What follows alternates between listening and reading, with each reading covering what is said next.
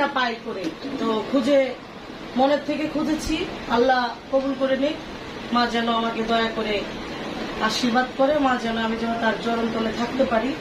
তো আমি আপনাদের মাঝে মা এবং আগে বাবাকে ফুল দিয়ে ফুলের মালা দিয়ে বরণ করে নিই, কারণ মায়ের সেবা নিলে তুমি না বাবার সেবা দেখো করে।